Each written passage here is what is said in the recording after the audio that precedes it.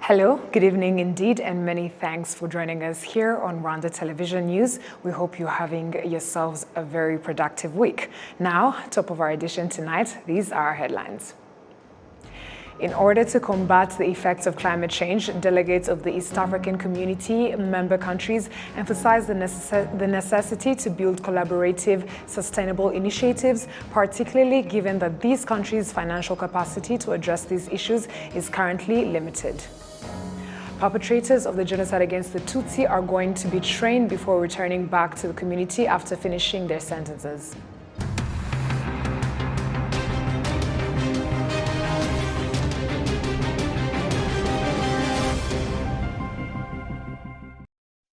Very glad to have your company tonight, coming to you straight from the heart of Africa, Kigali. My name is Martina Avera.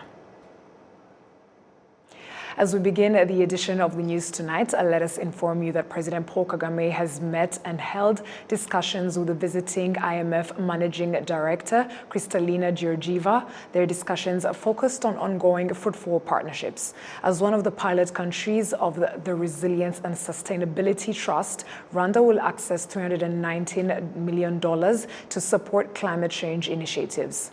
Later, President Paul Kagame tweeted thanking the IMF Managing Director for her visit and for the innovative IMF Resilience and Sustainability Trust. He said it is productive and will play a key role in scaling up the work of Rwanda and developing countries towards a sustainable and green economy in our transformational journey. Now, in order to combat the effects of climate change, delegates of the East African Community member countries emphasize the necessity to build collaborative, sustainable initiatives, particularly given that this country's financial capacity to address these issues is currently limited. The Managing Director of the International Monetary Fund, Kristalina Georgieva, notes that this fund is willing to support projects that countries will demonstrate to be having long-term benefits to the economy of countries. Olive Nete has more on this report.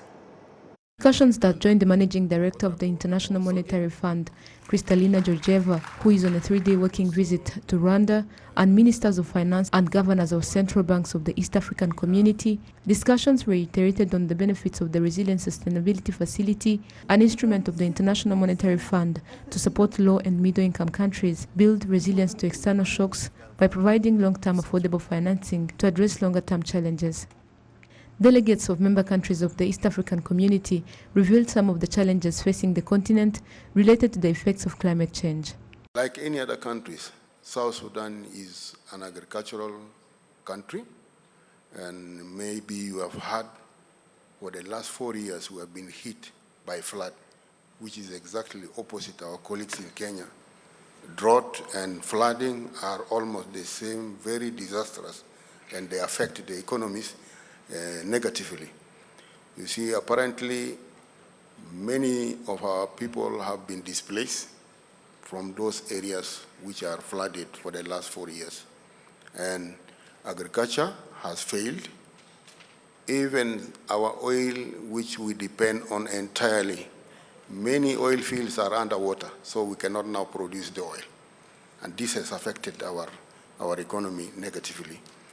The other issue now, way forward, the country, what the government has done is to form what we call NDC, that is National Determined Contribution, to address these issues. Of this, we actually made estimates is at least ranging from $700 to about $1 billion over a number of years to address these issues. Climate is a cross-border phenomenon.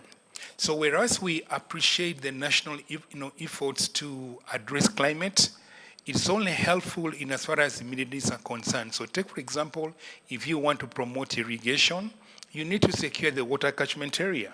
You need to green the country. But over time, I think the cross-border phenomenon becomes important. So how do you address the cross-border aspects of this? So take, for example, Rwanda has made progress. God forbid that Uganda, Tanzania, and the neighboring countries don't make progress. How sustainable are the efforts of Rwanda? The Minister of Finance and Economic Planning, Dr. Uziel Ndagijimana, points out that although Rwanda needs 11 billion Rwandan francs to implement the National Determination Contribution, a plan to deal with and prevent the effects of climate change, he notes that the country is currently implementing 45 various climate resilience projects. As current resources are not near sufficient compared to the needs, we need to mobilize more, both public and private resources through different financing mechanisms, including green bonds, blended finance, and attraction of private funds through the newly established Kigali Financial Center. We are in talks with some partners to support us in this journey. The Resilience Sustainability Facility was established by the International Monetary Fund in 2022 as an important new financing instrument to help low and middle-income countries address longer-term structural challenges. The facility initiated with $40 billion. Rwanda is among the first countries to access the IMF's Resilience and Sustainability Facility, where it was provided with $319 million for climate resilience projects. Kristalina Georgieva, the Managing Director of the International Monetary Fund, notes that the fund is willing to support projects that have a positive impact on the economy of countries. We would like to see using the RST as a catalyst for massive increase in private investments. In other words, we want to count our success on the basis of not only how much we finance, but how much we have generated as private financing. Why is this important? And I want to make this point as strongly as I can. It is important because we are so behind that only a massive acceleration of investment in developing countries would save us, bringing African programs one after another. To succeed, to move, we need you. So I'm going to finish with a very simple appeal. Help us to help you. Every year, sub-Saharan African countries requires at least $50 billion to enact policies that will avoid and mitigate the effects of climate change. The world has a target of reducing greenhouse gas emissions by 25% to 40% by 2030, which means that without action, global temperatures will continue to rise, hence lead to more damages. Olive Nete, RTV News. Thank you, Oli, for that report. Now, the IMF Managing Director also took the time to sit down for an interview on her visit and the important initiative that is the IMF Resilience and Sustainability Trust, and this is what she had to say. Take a look. Hello and welcome to Rwanda Broadcasting Agency. Though global headwinds are slowing economies and we have been experiencing high unemployment and elevated inflationary pressures around the world, and limited fiscal space compounding from the challenges that are coming from the scars that were caused by the pandemic and climate-related events.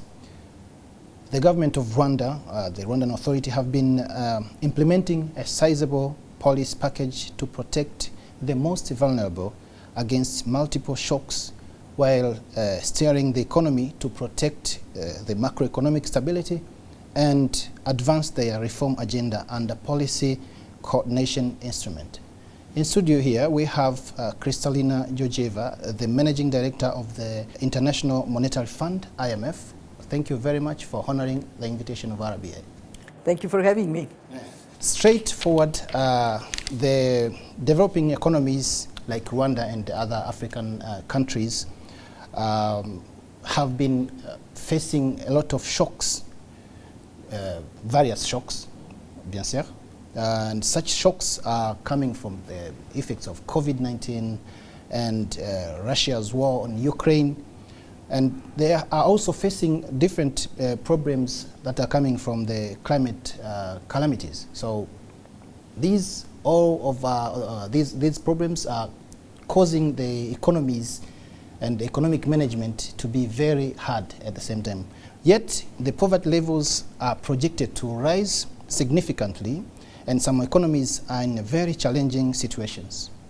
How can such countries tackle pressing issues while at the same time continue to invest in priorities, and how is IMF going to facilitate that? It has been indeed a very difficult time for the world economy. We have experienced two unthinkable events. COVID bringing our world economy to a standstill for a prolonged period of time, and then the war Russia started in Ukraine that has pushed prices, especially of energy and food, up, causing inflation to accelerate, and as a result, putting pressure on central banks to tighten financial conditions to increase interest rates. In this environment, we see 2023 to be yet another difficult year. Growth will decelerate even further. That affects all countries, but it affects low-income countries particularly hard. Why? Because on top of all the other pressures, they experience three things. One, depreciation of their currencies. With the Federal Reserve in the United States, the European Central Bank in Frankfurt tightening interest rates, that translates into their currencies appreciating against the currencies of developing economies. Two, very limited fiscal space. It was exhausted by COVID, and now it is being affected even further. Three, in a number of countries, the level of debt has gone up. Rwanda is a bright spot because Rwanda has managed access to external financial resources very carefully, primarily relying on grants and highly concessional loans. And while the level of borrowing in Rwanda also went up, it does not have the same impact on the fiscal position of the country because it is much cheaper to serve the external commitments here. I'm coming from Zambia, a country where the debt pressures are much more severe. Zambia defaulted on its debt and now is in a process of negotiations with creditors. I do hope that these negotiations will be successful. But I want to finish on a point that makes Rwanda and Zambia both a good example. Governance, commitment to reforms, commitment to fighting corruption, to making sure that public finances are clean. And that commitment matters tremendously. To finish back going to COVID, what happened during the COVID was people with strong immune systems were less likely to get sick, and when they get sick, much less likely to die. Similarly, economies with strong fundamentals, where taxes are collected, public spending is well prioritized, and there is space for private sector to invest to create jobs, these countries also withstand shocks much better. Our engagement with Rwanda is exactly in this area, how to make the country even more resilient to shocks to come, and they will. Among those are the climate shocks that the country is already experiencing. We have created at the IMF a new instrument. Never before in our history we had long-term financing for structural transformation. Now we do. $40 billion made available to our members to support climate resilient, low carbon growth. And Rwanda, I am very pleased to say, is the first country in Africa to get access to this instrument on the basis of its strong macroeconomic performance and on the basis of having already defined clear objectives, how dealing with the climate crisis can help Rwanda to have a better performing agricultural sector and better protection of people against these shocks. Yeah, so you have tackled on a very important issue. Through the Resilience and Sustainability Trust, the IMF has shown the will to actively play a role in helping countries tackling long-term challenges, such as climate change mitigation. But Africa is almost an insignificant contributor to carbon emissions. Yet it's bearing the full brunt of climate change. So here, I'm just asking myself, if we are to help Africa, as you know, the environment in Africa, the economies in Africa are based on agriculture. And these challenges are affecting the agricultural output. So how will IMF help Africa to deal with the impact that climate change is having on its impact on, especially on agriculture? You're absolutely right. Africa has done almost nothing to create the problem the world is facing, but it is suffering tremendous consequences. And our work with African countries, including in Rwanda, concentrates exactly on this question. How can we support policies that would make agriculture more resilient to shocks, use of water resources more efficient, more effective, and how we can connect adaptation to climate change with the mitigation efforts of the planet. In Africa, including in Rwanda, reforestation and addressing land degradation answers both questions. It makes the country more resilient, but it also creates sinks for carbon, so the world can benefit. Not only Africa would benefit, not only Rwanda would benefit, but the whole world would benefit. And if I may, we also have to pursue access to clean energy in Africa, because let's remember there are 600 million people in Africa with no access to electricity. We don't want them to have to go to the fuels that the world wants to abandon. But for that, African countries need to be helped with technology transfer and financing so they can generate clean energy. Here I see fantastic science of using solar, thinking through access to electricity in a way that is compatible with climate change. Because if you don't get people to have access to clean energy, they plant trees with one hand, they chop them with the other, because they need fuel, they need energy, they need to have access to what energy means for development. Let's go to the African content of free trade area. We do agree that it is supposed to boost the intra-Africa trade, but we just want to know the role of IMF to make sure that this dream is becoming a reality, because they are facing a lot of challenges to implement this. We recognize that the world is at a very critical junction. Not just Africa, globally, there are forces of fragmentation, and we see global trade slowing down. This is very dangerous for the world economy. We run a study that says if the adjustment to supply chain security, which is a necessity, is done well, it would cost only 0.2% of global GDP.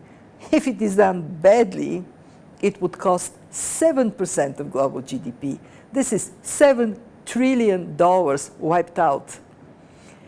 We want to see attention to trade and Africa benefiting from diversification of supply chains. In other words, more things being produced in Africa. We also want to see the Continental Free Trade Agreement delivering on its promise. For a country like Rwanda that is landlocked, So important this happens. It's a small country. In its economy of scale, it needs to trade more. What does that require? It requires continuous work on trade agreements, removing barriers, both tariff barriers and non-tariff barriers to trade. It requires investment in infrastructure so goods can travel across Africa. It requires more attractiveness in Africa to private investments from the rest of the world. I mean, the world is full of money. Liquidity is huge, but money finds it hard to walk its way to Africa. So what is the role of the IMF? Help the African countries to have those strong fundamentals I talked about so they become more attractive to bring more financial resources to increase production, more attractive to be part of the global value chains, and of course more able to trade with each other. We really thank you very much, Kristalina Georgieva, for your time with RBA, and we thank you very much for accepting to talk to us. Thank you. I appreciate it. Thank you very much, Masantura, for that very informative interview. Now moving on, let us also inform you that on Wednesday morning, Prime Minister Dr. Edouard Ngirente arrived in Dakar, Senegal, where he is attending the second edition of the Dakar Summit on Agriculture and Agribusiness that is discussing African food production potential. The theme of the summit is Feed Africa, Food Sovereignty and Resilience. This event bringing together more than 1,500 people with the participation of heads of state and government, ministers in charge of economy and finance, ministers of agriculture and related sectors, governors of central banks, as well as private sector stakeholders, multilateral organizations, non-governmental organizations, leading academics and scientists. Now, perpetrators of the genocide against the Tutsi are going to be trained before returning back to the community after finishing their sentences. In Rwanda, there are at least 20,000 inmates in the country's prisons serving time for genocide-related crimes. Prince Manzi has more. This program was confirmed on Wednesday by the Ministry of National Unity and Civic Engagement. It is a program to be implemented by various ministries, as explained by the Minister of National Unity and Civic Engagement, Dr. Jean Damascene Bizimana. Ubumwe na Minisiteri y'Ubutabera ndetse na Minisiteri y'Umutekano mu gihugu byatugaragariye ko abantu bamaze imyaka myinshi muri gereza. The Ministry of National Unity and Civic Engagement, as well as the Ministries of Justice and Internal Security, we found that people who spend many years in jail, even though they are trained and educated, but it is necessary for them to be explained more on how the country is developing, how the society is harmonizing. That is why we thought of special trainings, but we don't know yet that will be for how long and where, but we have confirmed the program. That will be for the collection of perpetrators of genocide against the Tutsi, ending their sentences. We're also preparing the curriculum, and we will refer to what they are taught in prisons. Turashingira rero ku byo basanzwe bahabwa mu rwego Rwanda umunyarwanda ibiganiro bahabwa no mu biganiro bihoraho mu gihe cyo kwibuka n'indi minsi turiho turareba ibiganiro bihuye. In the discussions between the ministry and the deputies in the Committee on Unity, Human Rights and Fight Against Genocide, Minister Bizimana said that there is also more on this program. Harabakeka ko baba bagomba hagomba kuganizwa abantu n'abacitse ku icumu abo biciye bahemukiye. People think that there should be only discussions between perpetrators and survivors, but they are to be discussed on a bigger picture, especially their families. Some come home and find their wives have given birth and children have grown, and most of the time saddened by the past of their parent, but decided to move on. And when their parent comes home, the family thinks that he or she is going to be a burden to their development. So we have to discuss with both sides for that person to feel welcomed in the society and also for the society to be welcoming. Ariko n'abasanze baba baturanyi abo mu muryango we abo yiciye nabo bose bashobore kongera kubana. The chairperson of the Committee on Unity, Human Rights and Fight Against Genocide, Honorable Veneranda Nyirahirwa, emphasizes on the importance of this program. Muri gereza kenshi uretse ko haba harimo na service yo kugorora ariko ntihaburamo n'ibihuha. In jails most of the time, even though there are training programs, but some people choose to resist and not understand. So we designed special trainings for these people who resisted all these years in jail. They will be having special trainings out of jail and discussing with various people in different levels. This will assist them in being fond of their country. Some return home and find their families developed, which should be something to be proud of. But in studies, we found that men specifically are jealous and don't understand how a woman managed it all, and it disturbs their reunion.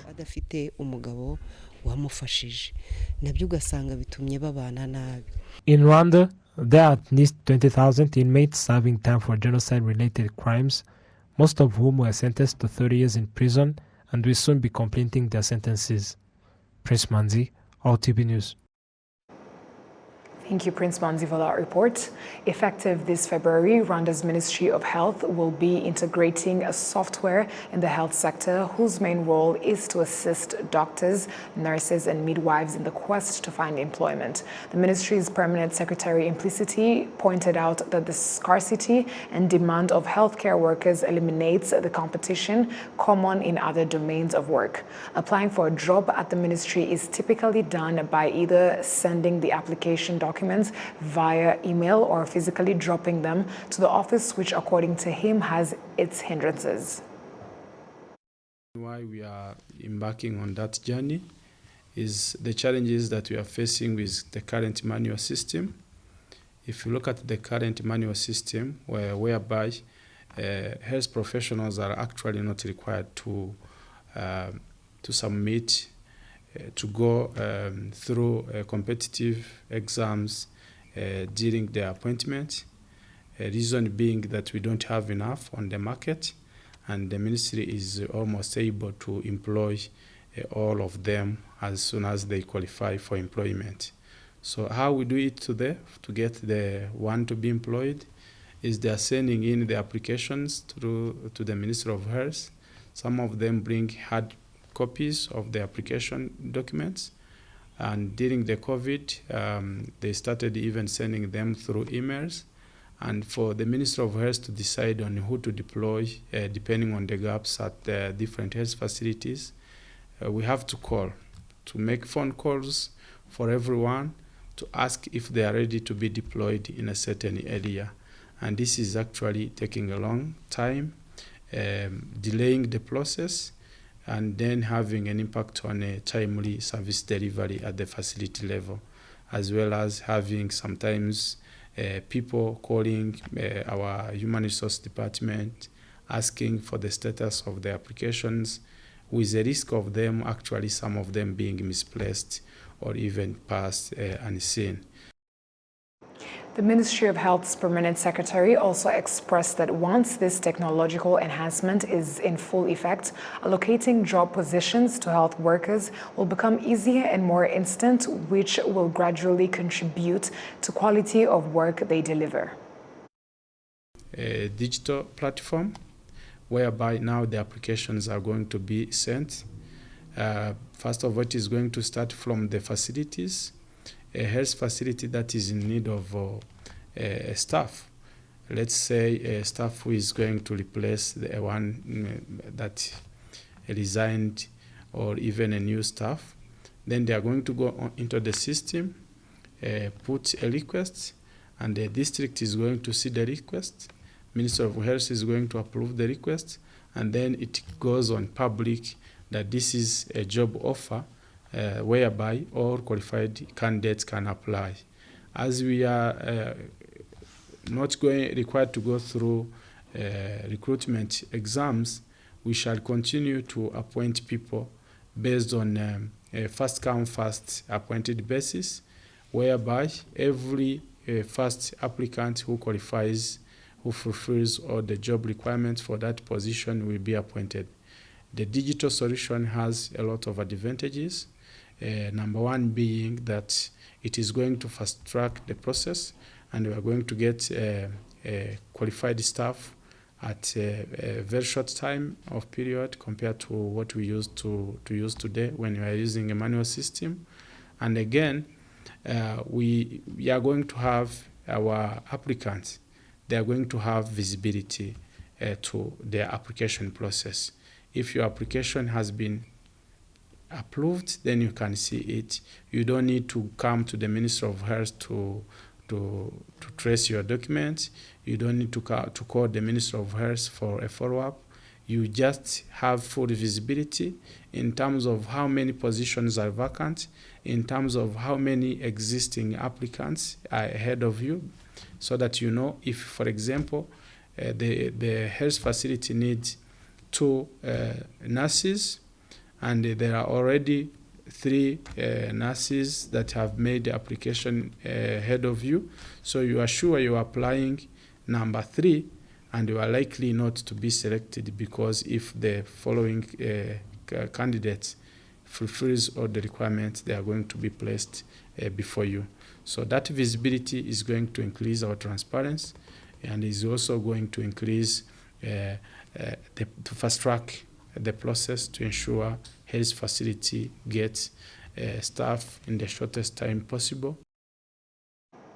The ministry has made some headway in the establishment of the software, including setting the terms and conditions it will operate under, as well as orient the target market on how to use it to ensure a smooth beginning of operations.